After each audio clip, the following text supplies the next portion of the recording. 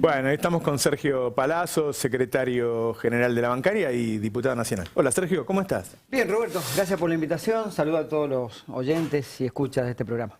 Yo te invité para hablar del Banco Nación y de los trabajadores, pero bueno, acaba de emitir una carta Cristina que tiene tantas aristas que uno puede decir, bueno, en esto uno está más cerca, en lo otro por ahí hay que volverlo a discutir, pero bueno, es la jugadora y impone opiniones, ¿no? Sí, creo que es un documento que en términos generales pone blanco sobre negro el tema del déficit fiscal versus si la inflación genera o no genera inflación, si el problema es la dolarización, la falta de dólares, que es lo que ella siempre ha planteado en una economía bimonetaria.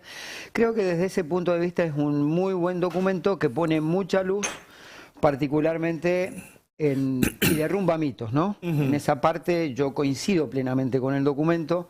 Creo que derrumba el mito de que las políticas neoliberales generan una situación de déficit fiscal distinta, porque establece con claridad que en el periodo de la convertibilidad no hubo un solo año con superávit fiscal, fueron todos con déficit fiscal.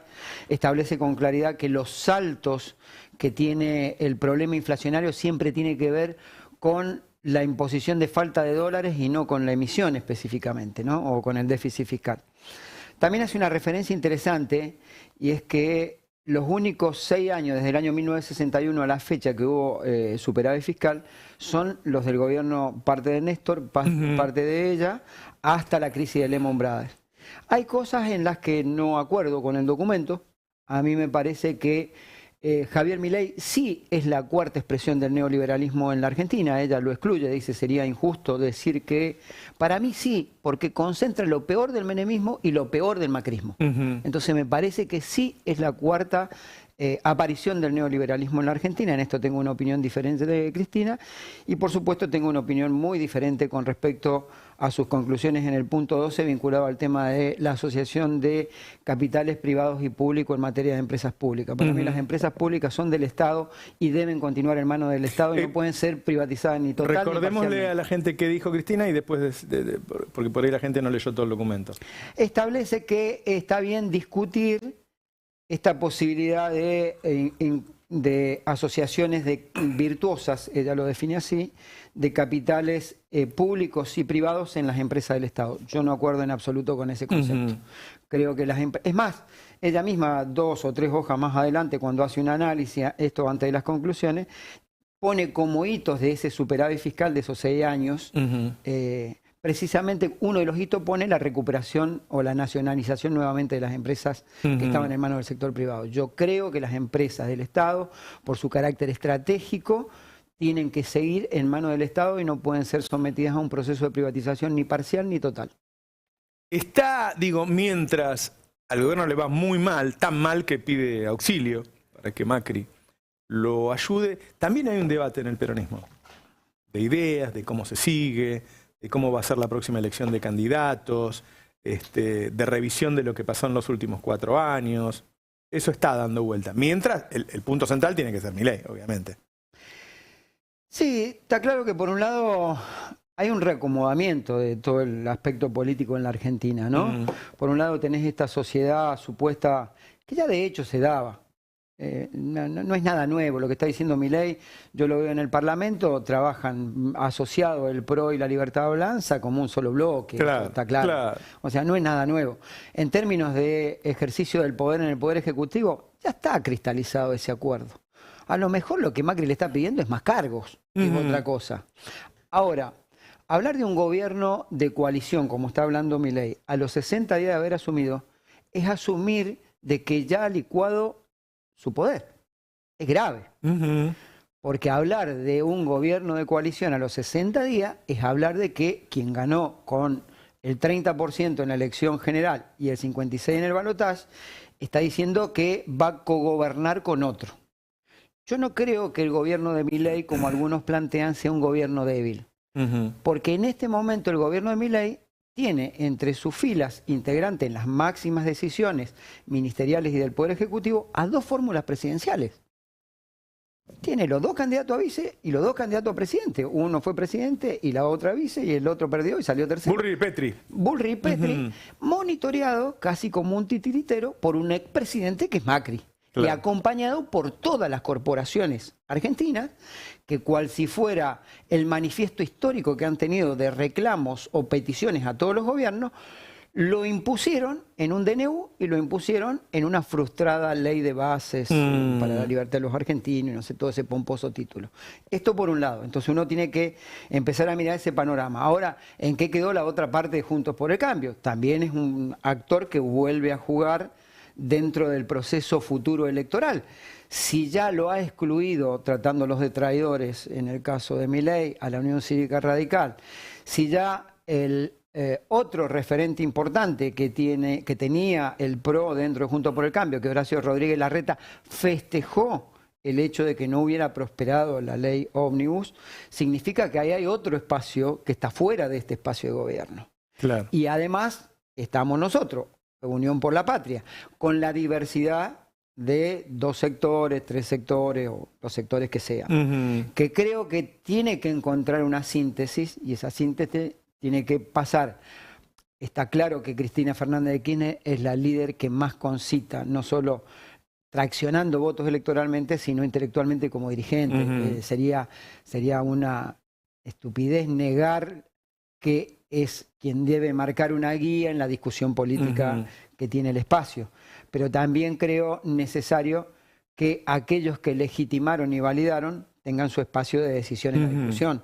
Vos tenés gobernadores que ganaron las PASO, que ganaron la general y que ganaron el balotaje. A esos gobernadores hay que escucharlos. Claro, claro. El Banco Nación, ellos hablan de privatizar el Banco Nación o de que entre capital privado. Y sería muy importante que vos, que conocés bien el paño, nos cuentes, bueno, ¿qué pasa con eso? Bueno, se frustró la ley denominada Bases, donde incluía 2 capítulos de privatización. Uno era el anexo 1, que establecía una serie de 37 empresas, excluida ya YPF, que no le iban a privatizar, 37 empresas que eran susceptibles de su privatización parcial o total.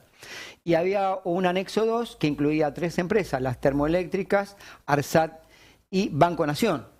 Digamos, la gran caja a la que aspiraba Milei en la venta de los activos para recomponer fondos de la caja y lograr su cometido de la dolarización. Supongo que ese es su proyecto final o su único proyecto.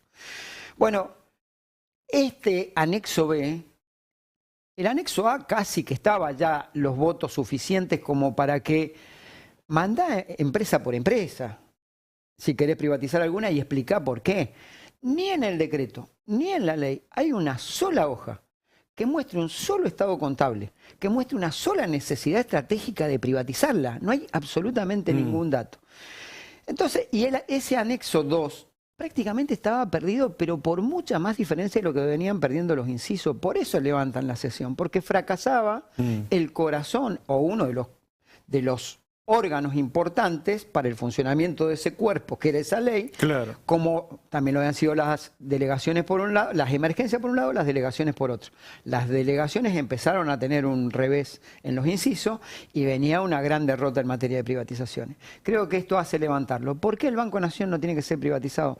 No solo por la importancia estratégica que tiene. El Banco Nación, todos recordarán cuando se intentó privatizar en los 90, el Banco Nación era el que podía ejecutar la mayoría de los campos en la Argentina.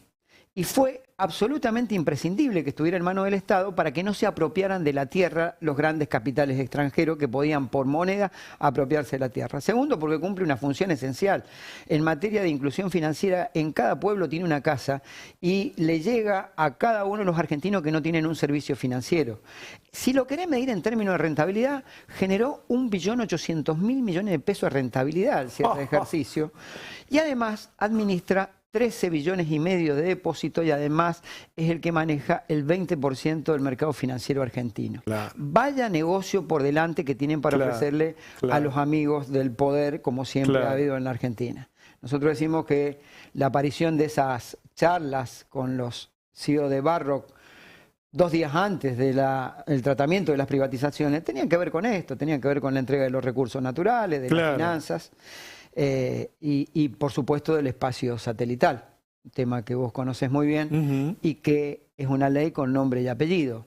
cuando hasta te lo dicen en una cadena nacional dijo, que claro. para que Elon Musk participe Claro. de la cuestión satelital y todo esto que tiene que ver con las comunicaciones, bueno, claramente iban por ese lado. Por esas razones, el Banco Nación no tiene que ser privatizado, como no tiene que ser privatizada la Casa de la Moneda, como no tiene que ser privatizado Aerolíneas, como no tiene que ser privatizado Ferrocarriles, AISA, Y son empresas tampoco una estratégicas. asociación, querés. No, tampoco, porque te doy un ejemplo. Dos ejemplos te doy. Mm. YPF tuvo una participación como sociedad anónima y todo esto, que va a cotizar en bolsa, que se perfeccionan los sistemas contables. No, no. YPF cuando tuvo que vender la acción de Oro la vendió porque tenía un problema de caja el último año de gobierno de Carlos Saúl Menem y tenían que llegar a la finalización del mandato. Claro. Y vendieron la acción de Oro. Claro. Entonces no hay ninguna garantía. Claro. Cuando vos habilitaste la posibilidad de que sea una sociedad anónima, que cotice en bolsa y que tenga participación del capital privado, estás habilitando que en cualquier momento cualquiera que tenga un problema de caja lo venda a la acción de Oro o la cantidad de Entregás acciones el que tenés. poder. Bueno, Segundo, porque el proyecto y el decreto el decreto habla de transformarlo en sociedad anónima para su posterior privatización. El proyecto hablaba de que mantendrá la mayoría del Estado. Esto no es así. Mientras no diga que tiene el 51% de las acciones, no es así. Porque vos podés tener 40 y vendiste el resto del paquete accionario, se te juntaron todos los accionistas y tienen la mayoría, no la tenés vos. Vos podés ser el accionista mayoritario, pero no ser el que tiene la mayoría y el poder de decisión. Segundo ejemplo que te doy, Banco Hipotecario Nacional. El Banco Hipotecario Nacional hoy tiene mayoría estatal. Vos mirá, lo que tiene el ANSES, lo que tiene el Fondo de Garantía, ¿no?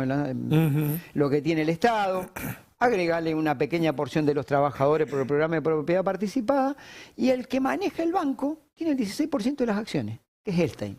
claro, A lo mejor están preparando una privatización del Nacional o Elstein. claro, comprendo. Cuando se vendió el banco hipotecario, bajo esas características, se pensaba en recaudar 3.000 millones de dólares. Eso es lo que decía que valía el banco. Creo que sí en pagar. Terminaron pagando. Eso es Claro. en lo que terminó. Así que bueno, por todas estas razones es imposible. Decía la Casa de la Moneda. El artículo 75, inciso 6 de la Constitución Nacional establece que tiene que haber un banco federal y además que emita moneda, que acuñe y emita moneda. Está en la Constitución, no lo podés hacer. El Banco Nación tampoco lo podrías hacer, por más que ahora Sturzenegger en un intento más, un nuevo intento de fracaso, porque todo lo que toca lo fracasa, ha conminado al directorio del banco a que contrate al estudio Liendo. Siempre van de la mano, a mí me llama la atención. ¿Por dónde va Sturzenegger? Va Bueno, viendo. estuvo en el gobierno con Sturzenegger, Liendo en su momento. Por ¿no? supuesto. Entonces vos decís, porque primero, por más que vos hagas todos los actos útiles, como le llaman los abogados, para transformarlo en sociedad anónima, vos primero tenés que derogar la Carta Orgánica del Banco, que en su artículo primero dice que el banco deberá ser estatal y público, y es el agente financiero del Estado Nacional. Y eso es una ley nacional. Entonces tenés que ir al Parlamento a discutirla, derogarla y decir, bueno, ahora está esta ley. Claro. Así que, por todas esas razones, ni la Casa de la Moneda, el vice que tuvo una participación importante en ayuda a las pymes tampoco, te vuelvo a decir, Aerolíneas, volver a discutir aerolíneas, ferrocarriles, volver a discutir los medios públicos de comunicación, es decir, y todas las empresas del Estado, ARSAT, es decir, haber generado un espacio satelital y que Argentina sea ejemplo en el cono sur por su desarrollo satelital a través de ARSAT y ahora lo queremos privatizar. Una maravilla, Arsat. ¿Por qué? ¿Vos habías hablado alguna vez? ¿Vos sabés por qué Cristina está de acuerdo ahora con el ingreso de capitales privados? No lo había hablado, me sorprendió el documento y seguramente se lo transmitiré personalmente cuando pueda hablar con ella. Sí. Hablemos de los trabajadores, porque uno ve, me cuesta ver hacia dónde vamos, ¿no? O sea, trabajadores que no van a tener para tomar el colectivo. Ahora dicen que le van a sacar la plata o van a restringir el dinero de las obras sociales a los sindicatos, plata que yo recién le explicaba a los trabajadores, es de ustedes, es la que a ustedes les descuentan y tiene que ir para tu obra social. Entonces, desregulación de las prepagas, entonces, si la gente no puede pagar la prepaga, la obra social pierde peso, pierde volumen, la gente va al hospital, no le está mandando plata al hospital, suben los medicamentos, no está mandando medicamentos a los hospitales. Es muy raro, es tipo suicidio, es muy raro. Yo creo que el gobierno es un caos planificado en el Poder Ejecutivo, es un caos en el Parlamento y lo que busca es un caos en la sociedad, que nos peleemos entre los mismos actores de la sociedad. El tema de la quita de lo que ellos denominan subsidio a las obras sociales. Muy bien tu aclaración.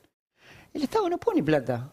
es la propia plata de los trabajadores que a través de distintos fondos se utilizan para distintas Claro, cosas. lo recauda el Estado. ¿Sabes qué va a pasar? Ellos, por el DNU, las prepagas pueden participar ahora sin intermediar ninguna obra social en la captación directa de los afiliados de obras sociales. Antes no podían. Según el DNU, ahora pueden. ¿Sabes que no sabía eso? No me Sí. di cuenta de eso. Entonces, anda a preguntar cuántas prepagas fueron a buscar afiliados de las obras sociales sin intermediación del sindicato. ¿Sabes por qué? Precisamente por esto que él dice que quiere eliminar como si fueran fondos del Estado. Son fondos de las obras sociales. Claro. Vos tenés un fondo, por ejemplo, para las altas complejidades. Es decir, hay enfermedades de alto impacto en los presupuestos y de baja incidencia, se denomina algo más o menos así. ¿Qué significa? Que O sea, que hay pocos que tienen esa enfermedad, pero que sale muy cara. sale muy cara. Y ese fondo te da un subsidio para que vos lo cubras. Subsidio generado por todo el aporte que hacemos en las obras sociales. Las obras sociales nos descuentan el 15% para ese tipo de fondo y en el caso de las obras sociales de personal jerárquico un 20%. Bueno, cuando es captador a través de una obra social, la prepaga solo se hace cargo del plan de salud. De este problemita no se hace cargo. Se hace cargo de la obra social, que es el que puede reclamar. Mirá vos. ¿Vos te crees que una obra social te va a aceptar un paciente bajo estas características o lo va a ir a buscar? No. Claro. ¿Vos crees que una prepaga te va a ir a buscar un jubilado? No. ¿Vos te crees que una prepaga te va a aceptar un trabajador de bajos recursos? No. Entonces están generando algo que tenía una letra y una pluma en favor de las prepagas, que ahora en estos ataques de iracundia que le dan al presidente cuando algo no sale como él quiere, empieza a decir voy a hacer esto, voy a hacer esto, voy a hacer lo otro, y creo que no mide las consecuencias de lo que está haciendo. Bueno, es que alta complejidad, además de que se trata de algo complejo, son casos graves. Tenés otro caso, monotributistas. Vos tenés uno de los fondos que otorga subsidio a las obras sociales, es porque no todas las obras sociales te reciben el monotributista. El monotributista tiene un valor de ingreso entre 6.000 y 22.000 pesos, que ni por asomo es el valor promedio de lo que te sale un plan de salud. Claro. Entonces te lo compensan para establecer un mínimo de aporte, te lo compensa ¿Y uno lo de esos sacó fondos. eso también? Bueno, de acuerdo a lo que dijo, también lo sacaría. Entonces, ¿sabes qué? No te va a recibir nadie un monotributista. También tenés una compensación porque vos, al tener libre traspaso entre obras sociales y sindicales, tenés trabajadores de menos ingresos. Entonces, vas a una obra social y tenés trabajadores de menos ingresos. Ese trabajador de menos ingresos te desequilibra cuando está por debajo del promedio de aporte del sistema y te lo cubre también uno de esos fondos. Lo vas a sacar. ¿Quién te lo va a recibir? Nadie. Entonces está generando esto que te decía, caos también entre la sociedad, que nos peleemos unos contra otros. Da miedo, ¿eh? Pero por supuesto que da miedo. Daba miedo la violencia verbal y la violencia discursiva en la campaña, que la está ejecutando con hechos ahora que generan este tipo de miedos, porque son violencia, te violentan. Esta es la verdad. Que vos no le entregues alimento a los comedores de los barrios populares, de los compañeros de las organizaciones sociales, violenta lo más sagrado que es la comida de un pibe, de una piba en la Argentina, de una familia. Es decir, ¿a qué la estás empujando a esa familia? Esas encuestas que dicen que todavía tiene un buen apoyo, ¿vos pensás que logra que parte de la población crea que esto es culpa del anterior gobierno? Yo creo que hasta ahora es decepción sin enojo. Porque logró concitar, para sacar el 56% en un balotaje, logró concitar el voto de distintos sectores transversalmente. No fue específicamente el PRO y la Libertad Avanza, ese pensamiento de derecha y extrema derecha en algunos casos. Yo creo que fue una parte de la sociedad que nos dijo a nosotros, no quiero que nos gobiernen, o por lo menos como nos gobernaron este último tiempo. Y lo expresó en el voto de quien más cerca estaba de ganar una elección. Esa porción de votantes, que es entre el 30 y el 56%, porque él sacó el 30%, entre el 30 y el 56% de los votos, es una porción de votantes que hoy tiene decepción sin enojo. Yo ayer lo veía, tema casi anecdótico. A la mañana fui al supermercado de mi barrio. Y un señor me estaba preguntando por un jabón en polvo. Entonces no podía leer bien, se lo leo. Y le digo, ¿pero qué es lo que usted quiere comprar? Lo que pueda, me dijo. Y lo que me alcance. Pero no manifestaba enojo, manifestaba decepción. Otra señora decía, voy a ver cuántas cosas dejo del carrito. Que ya no es carrito, viste que son más chicos ahora. Son más chicos, sí. Entonces decía, voy a ver cuántas cosas tengo que dejar. Y yo tengo confianza que vaya bien, pero esto es durísimo, decía. A la noche me fui a la cancha de Independiente. Por lo menos una alegría, ganó el rojo. El compañero que te atiende de UTEDIC, que te recibe para cortarte el boleto, la entrada, todo, me reconoce, voy siempre a la cancha. Entonces me dice, pero pago el colectivo más de 200 pesos, me gasto 1000 pesos en venir a trabajar y yo no gastaba esto. Entonces, no creo que ese compañero lo haya votado, pero sí digo, hay una decepción sin enojo aún. Ese enojo en la medida en que vayan pasando los días, los meses y las necesidades sean cada vez más grandes, porque cada vez va a haber más cosas que vos no vas a poder cubrir, se va a expresar de otra manera, que va a ser en enojo, y ese enojo hay que canalizarlo a través del movimiento obrero, de los movimientos sociales, de la política, para que tenga una respuesta en términos de la política y la institucionalidad. ¿Está todavía aceptación, o como decís vos, el tipo se pone triste pero no se enoja? ¿Puede hacer que el movimiento obrero postergue nuevas medidas, diciendo, bueno, esperemos a que la gente esté más de acuerdo, o no? ¿El movimiento obrero va a hacer un plan de lucha a pesar de que todavía tiene un buen consenso el gobierno? El movimiento obrero tuvo el coraje de hacer un plan de lucha a los 40 días de haber asumido Milei, empezar un plan de lucha, ¿no? Que a muchos le parecía poco cuando fue una marcha a tribunales solamente de las estructuras sindicales. Fue muy contundente. Fue concurrida. Y fue un segundo paso el paro de 12 horas y la movilización, y tiene mandato el Consejo Directivo, otorgado por el Confederal de CGT, para profundizar las medidas de fuerza en caso que lo crea conveniente. Yo creo que si el presidente sigue peleándose con el movimiento obrero, con los trabajadores pretendiendo una reforma laboral, con el sistema de salud permitiendo que se quede sin salud vastos sectores que hoy tienen el sistema subpúblico, que es el sistema de obra social. Cuando se sigue peleando con los gobernadores de las provincias y por esa pelea afecta a los ciudadanos de esas provincias, va a haber un momento en donde esa canalización se va a tener que expresar en nuevas medidas de fuerza. Claro. Sergio, muchas gracias por haber venido. No, gracias a vos y como siempre gracias a la audiencia, te sigo, te seguimos y ojalá tengamos muchas voces como las de ustedes. Seguiremos luchando. Un minuto, mirá que tenemos un montón de información porque están pasando cosas. Cristina le contestó a Caputo, dale, ahí lo mostramos.